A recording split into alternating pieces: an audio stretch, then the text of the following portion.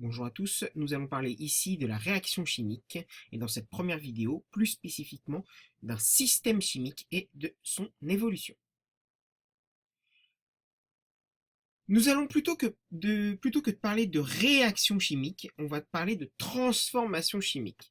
C'est-à-dire que vous avez des réactifs qui vont se transformer en produits. La réaction chimique ne sert qu'à modéliser et à écrire sur papier cette transformation chimique. Donc lors d'une transformation chimique, vous avez des réactifs qui vont disparaître et des produits qui vont apparaître.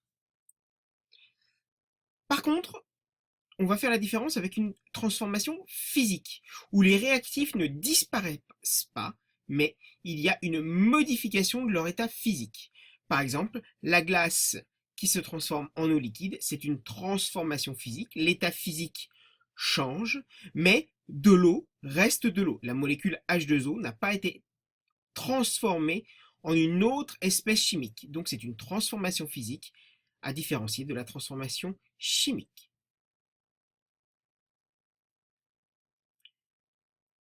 Alors, pour décrire un système chimique, on va commencer par décrire la nature et la quantité des différentes espèces présentes.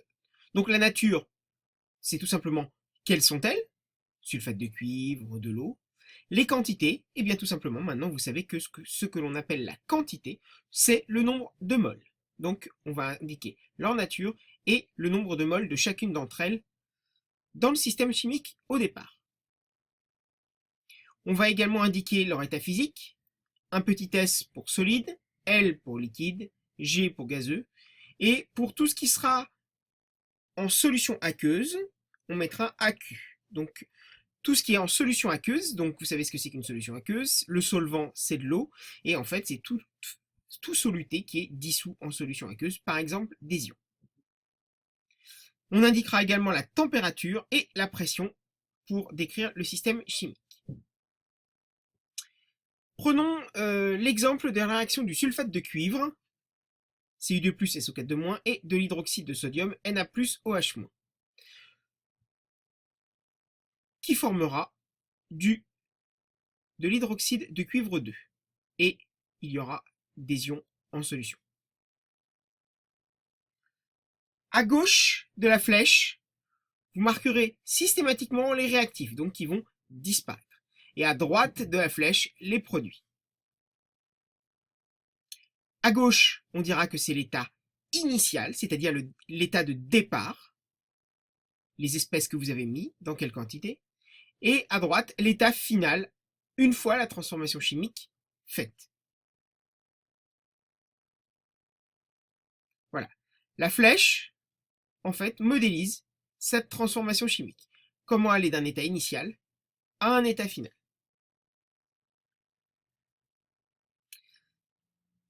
Vous voyez que ici, vous allez avoir de l'hydroxyde de cuivre 2, c'est-à-dire que vous avez l'élément cuivre et l'hydroxyde qui vont réagir ensemble, mais vous voyez que vous avez quand même des ions sulfate et des ions sodium qui sont présents. Mais eux ne vont pas réagir.